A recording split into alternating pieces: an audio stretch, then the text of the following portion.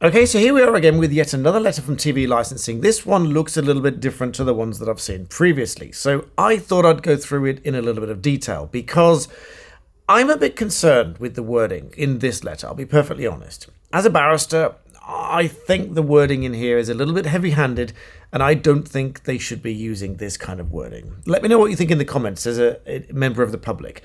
As a professional, I don't think they should be using this wording. But obviously, they're the ones that make their own rules. They follow their legislation. But at some point, I do think that this might be challenged in court as to the legality of using these words and see what a court thinks. Let's have a look.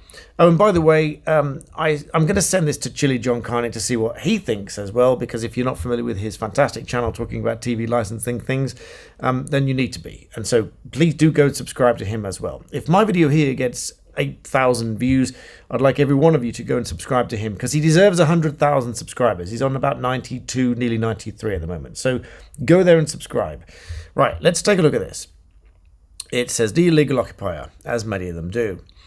An IN0100 has been issued against your address. Now, I don't know where they make these things up, but there we go.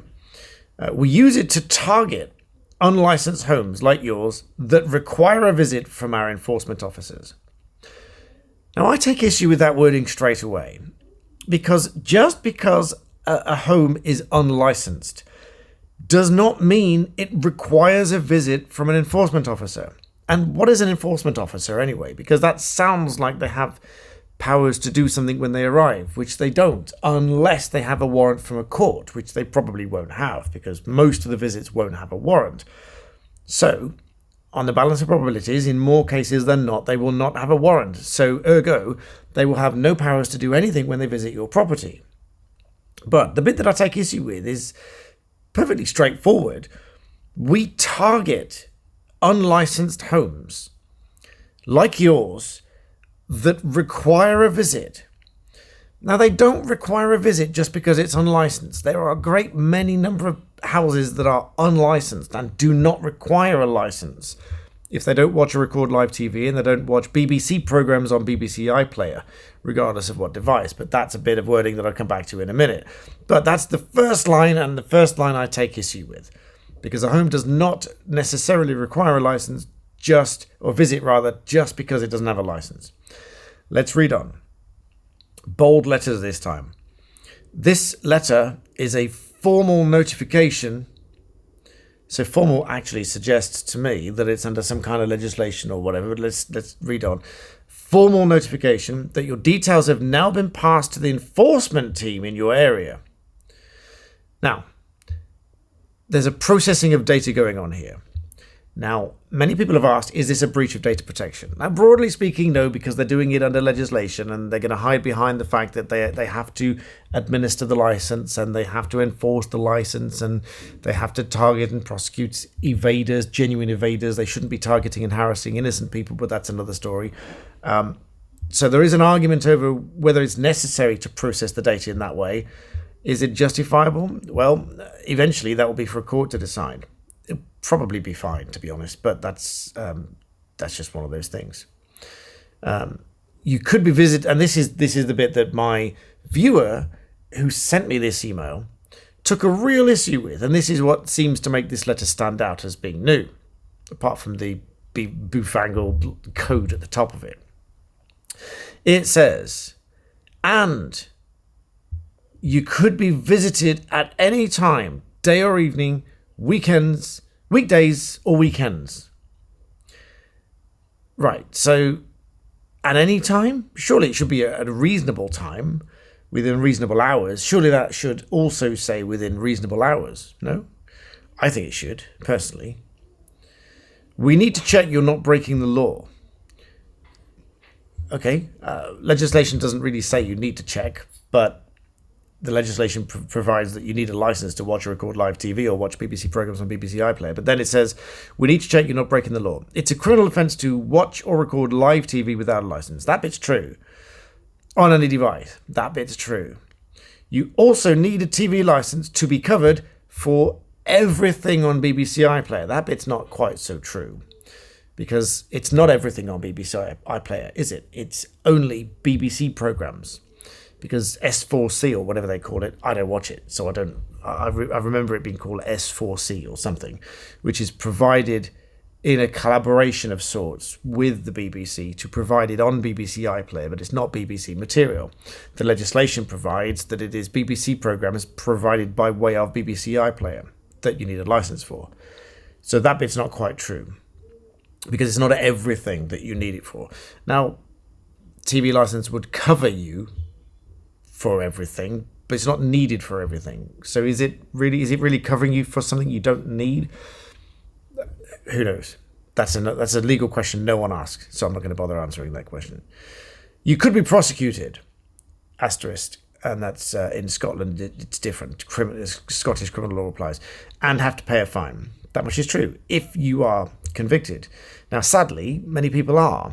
A staggeringly high number of people are prosecuted and convicted, and worse still, a staggering percentage are convicted out of those prosecutions, and 96% or something, which is really bad.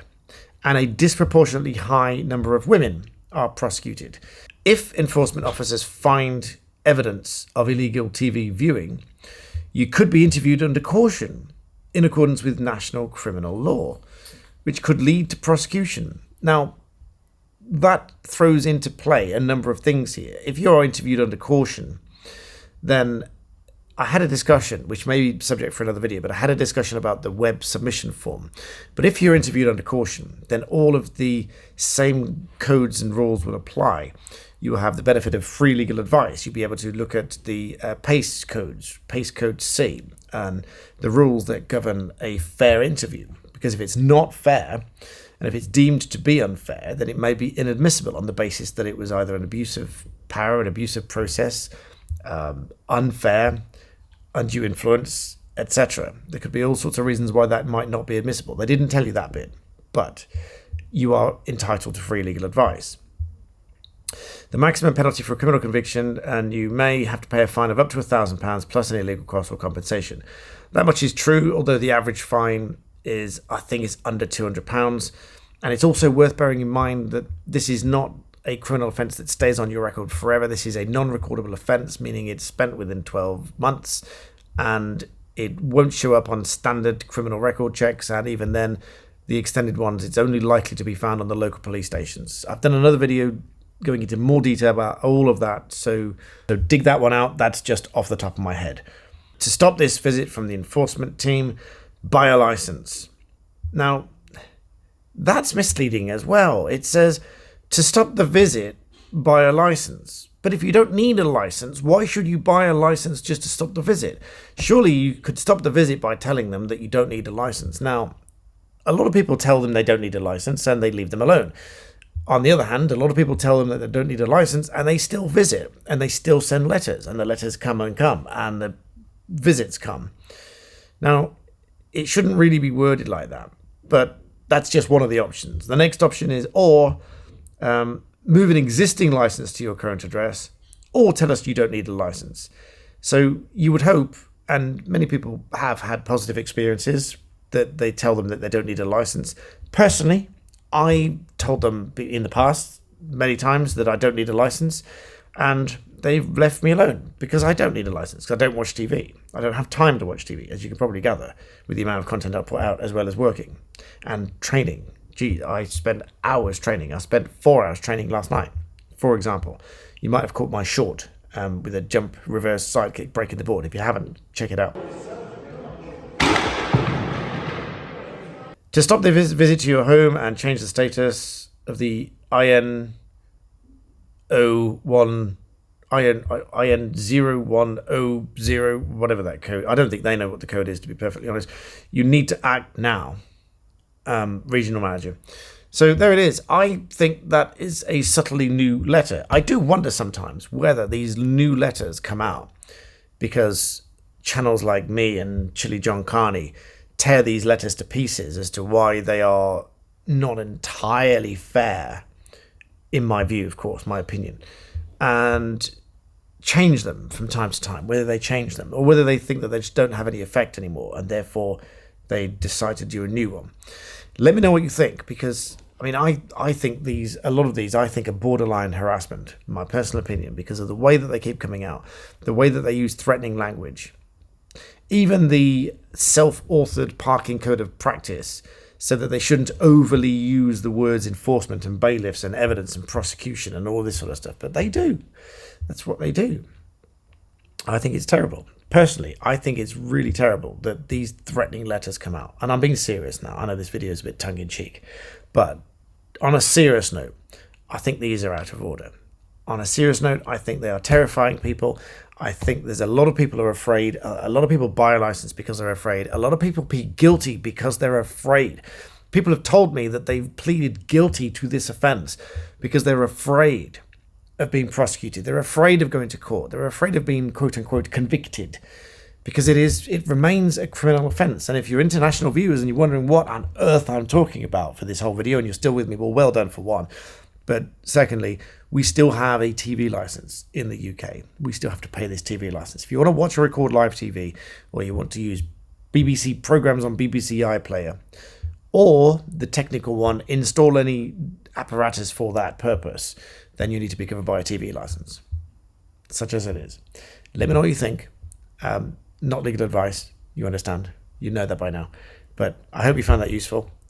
Do drop me a like and a subscribe, because about 2 million of you watch every month, and I would really love to get, well, firstly, 500,000 subscribers. That's my first milestone. I'm almost there. It's not my first milestone, it's my next milestone, and I would really love 1 million subscribers. When I started this channel, I started in lockdown because all the courts closed, and I sat literally on this chair. I sat here thinking, well, what am I going to do now? Because I can't sit still. I have to do something. I have to do something useful. So I tidied the shed. Then I tidied my studio. Then I tidied the house. Then we learnt to cook. And then we were doing all sorts of other things.